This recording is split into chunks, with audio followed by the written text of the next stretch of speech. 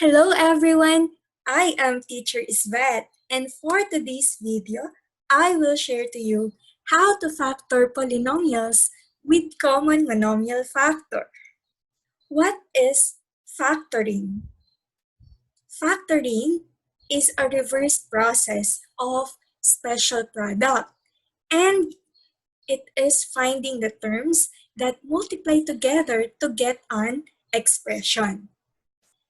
For factoring polynomials with common monomial factor, we have two steps. So what are these two steps? The first one is to identify the greatest common factor or the GCF of the terms in the polynomial to find the first factor and divide each term by the greatest common factor to find the other factor. To easily factor polynomials with common monomial factor, let us review first what is greatest common factor. Let us find the GCF of each list of numbers.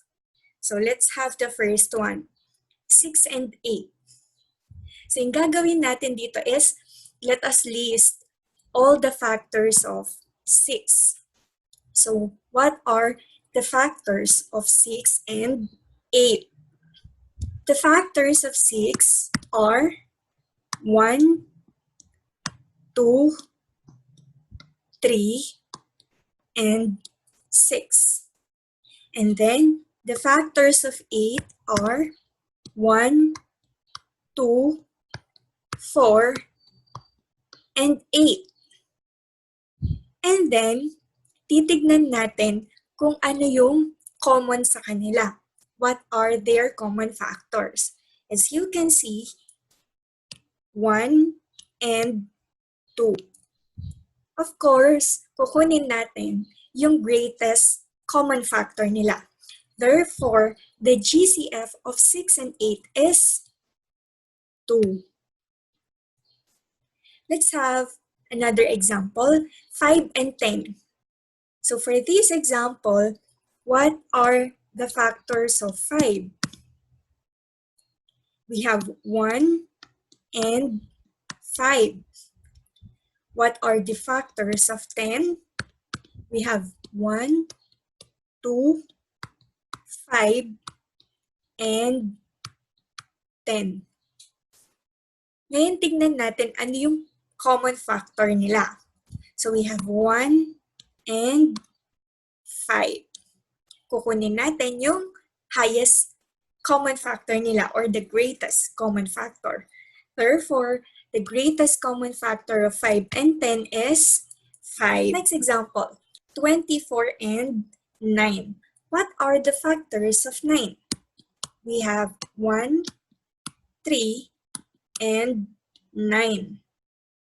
For 24, we have 1, 2, 3, 4, 6, 8, 12, and 24. Now, let us get the greatest common factor. So as you can see, the GCF of 24 and 9 is 3. Next example, x cubed and x raised to 7. So let's find the GCF of these polynomials. So for GCF of variables, let us get the variable with the least exponent. Okay, so therefore, the GCF of x cubed and x raised to 7 is x cubed.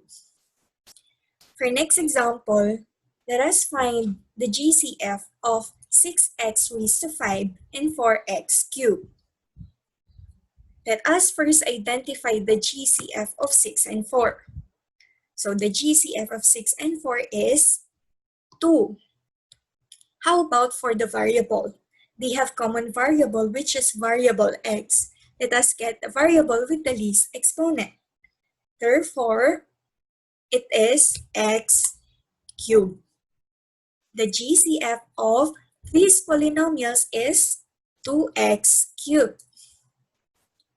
Let's have another example. Let's find the GCF of these three polynomials. We have 7x squared y cubed, and then 14x cubed y cubed, and 21x cubed y squared. So meron tayong tatlong polynomials. Let us first identify the GCF of 7, 14, and 21. Yes, you are correct if your answer is 7. The next step is to look at the common variable. So as you can see, for our three polynomials, we have x as their common variable and y. Get the variables with the least exponent. In terms of x, we have x squared, and for y, we have y squared. Therefore, the GCF of these three polynomials is 7x squared y squared.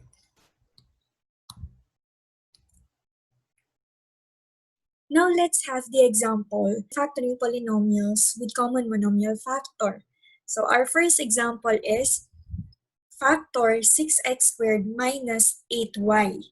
So our first step is get the GCF. So what is the GCF of the two terms? So we have 6x squared and negative 8y. So for these two terms, let us identify the GCF of 6 and 8. So the GCF of 6 and 8 is 2. As you can see, x squared and y are not common factor, or they do not have the same variable. Therefore, the GCF is already 2. And for the second step is to divide each term by the GCF. So, i-divide natin yung 6x squared by 2. So, what is 6x squared divided by 2? So, we have 3x squared. And then, second term, negative 8y divided by 2. Be careful sa sign. So, mag-iingat tayo sa sign. Titignan natin if positive or negative yung result. So, negative divided by positive is equal to negative. So, that is negative 4y. So, this is already the factored form of 6x squared minus 8y. Next example.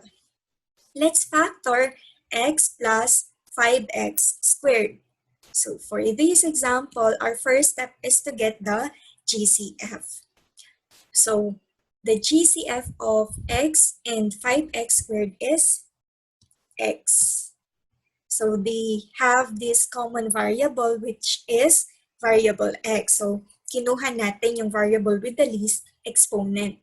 And then, after getting the GCF, let us divide this GCF, or let us divide each term by the GCF.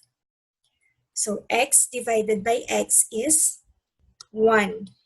And 5x squared divided by x, that is positive 5x.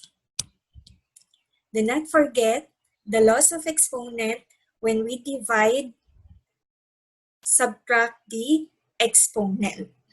So, 2 minus 1 is equal to 1. Therefore, the factored form of this polynomial is x, the quantity of 1 plus 5x. Our next example is 2 times the quantity of a plus b minus x times the quantity of a plus b. So let us first get the GCF of these two terms. So kung mapapansin ninyo, they have this common factor which is a plus b. So that is their common factor which is a plus b. And then, to get the other factor, let us divide each term by a plus b. So, 2 quantity of a plus b divided by a plus b, that is equal to 2. And then for the second term, negative x times the quantity of a plus b divided by a plus b. So that is equal to negative x. Therefore, the factored form of these two polynomials is the quantity of a plus b times the quantity of 2 minus x. Let's have our next example. So our next example is 12a squared minus 16a raised to 5 plus 24a cubed. So our first step again is to get the GCF. So what is the GCF of 12a squared negative 16a raised to 5 and 24a cubed? So 12, 16, and 24, the GCF of these three numbers is 4. Next, for the variables, kung mapapansin ninyo, they have common variable, which is variable a. So sa variable a, titignan lang natin kung alin yung merong pinakamababang exponent. So that is a squared. So after getting the GCF, divide natin yung each term by the 4a squared. So divide natin 12a squared divided by 4a squared. And that is equal to 3. Because a squared divided by a squared is already equal to 1. Okay, next, negative 16a raised to 5 divided by 4a squared. So, for this term, negative 16 divided by 4, that is negative 4. And for the variable, sa division, magsasubtract lang tayo ng exponent. So, a raised to 5 divided by a squared, a raised to 5 divided by a squared, that is equal to a cubed. And for the last term, 24 divided by 4, that is positive 6. A cubed divided by a squared, subtract the exponent, we have a. Okay, so the factored form of this polynomial is 4a squared times the quantity of 3 minus 4a cubed plus 6a. Let's have another example. So again, our first step is to get the GCF. So tingnan muna natin yung 36, negative 12, and negative 6. So yung common factor ng tatlo, greatest common factor is 6. Tignan natin, meron ba silang common variable? Yes, that is variable b. So titignan natin which has the least exponent. And that is b cubed.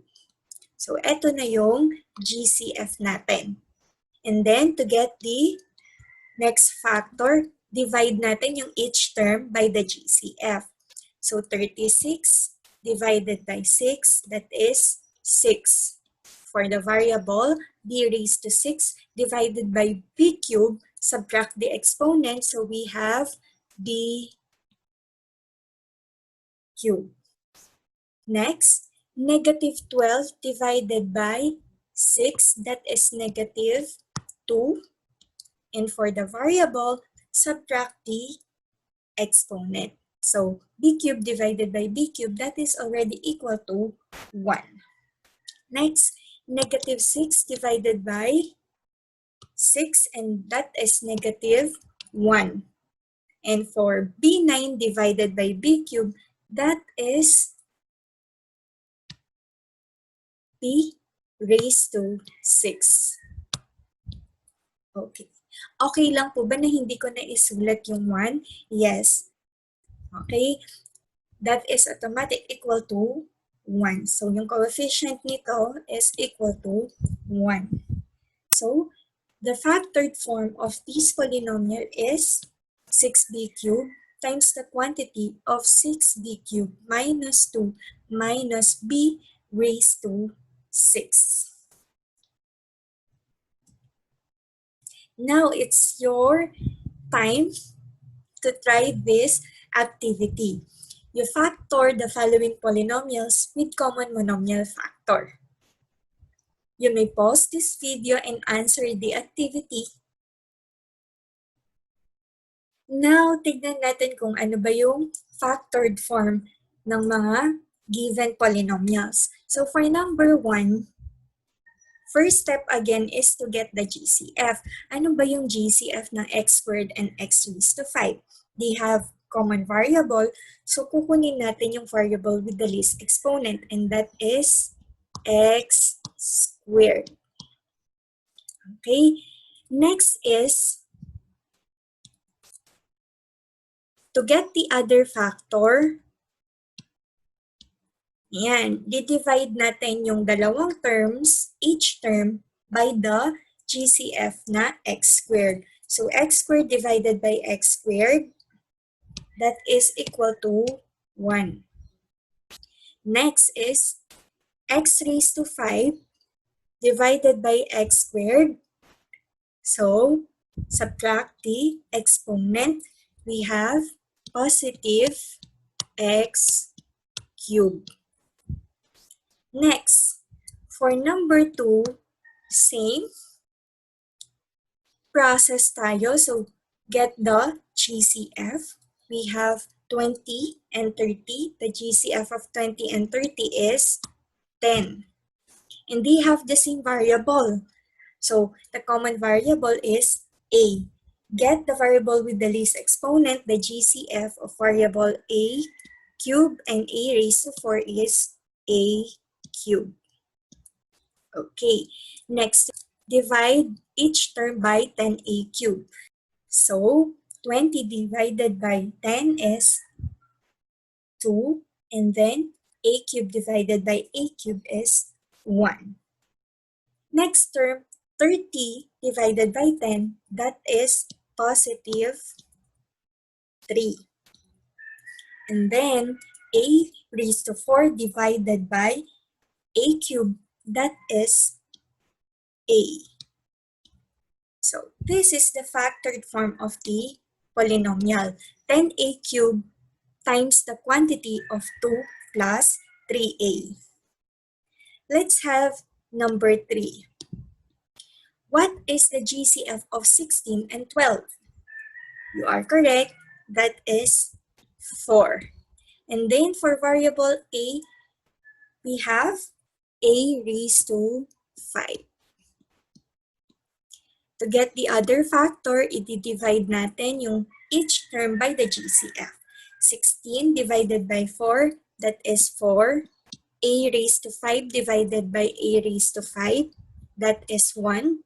So let's proceed to the second term. Negative 12 divided by 4, negative 3. And then a raised to 10 divided by a raised to 5. So, subtract the exponent, we have a raised to 5. So, eto na yung factored form na ating polynomial. We have 4a raised to 5 times the quantity of 4 minus 3a raised to 5. Tignan natin yung number 4. So, what is the common factor of this polynomial? As you can see, yung naka-quantity natin, which is z cubed minus 2. That is their common factor. So, i-divide yan natin yung each term by the GCF to get the other factor. So, kung mapapansin nyo, pag dinivide natin, itong 5x quantity of c cubed, minus 2, makakancel na yung z cube minus 2. Kasi this is equal to 1. Any number or polynomial divided by itself that is equal to 1. Now, matitira dito sa ating polynomial na first term is 5x. And then, for our second term, we have 3y times the quantity of z cubed minus 2. So again, same process tayo. Kapag dinivide natin yung z cubed minus 2 by z cubed minus 2, that is equal to 1. Again, any number divided by itself is equal to 1. So, matitira sa ating second term is positive 3y. So, this is the factored form of our polynomial. The quantity of z cubed minus 2 times the quantity of 5x plus 3y. Let's have this last number, which is 25x raised to 7y cubed minus 10x raised to 11y squared. So, tignan muna natin yung 25 and 10. Ano yung common factor nila? 5. And then, meron ba silang common variable? Yes, x and y. In terms of x, ano yung variable na merong pinakamaliit na exponent? Yes, that is x raised to 7. And then, in terms of y, alin yung merong pinakamaliit na exponent? Yes, that is y squared. Next, to get the other factor, divide natin yung each term by the GCF. So, step by step natin. 25 divided by 25, okay, 25 divided by 5, that is equal to 5. And then, x raised to 7 divided by x raised to 7, that is equal to 1. So, okay lang na hindi na natin siya isulat. Next is y cubed divided by y squared. So, di-divide natin, subtract the exponent, we have y. Next, second term, negative 10 divided by 5. That is negative 2. And then, x raised to 11 divided by x raised to 7. Pag dinivide natin, subtract the exponent. So, meron tayong x raised to 4. Next, y squared divided by y squared. So, madi-divide out na siya or cancel because that is equal to 1. So, therefore, the factored form of our polynomial is 5x raised to 7 y squared times the quantity of 5 minus 2x raised to 4. Thank you for learning with me. So if you have questions, you may ask, comment your questions, and let's try to answer those questions. See you again for our next topic. Bye!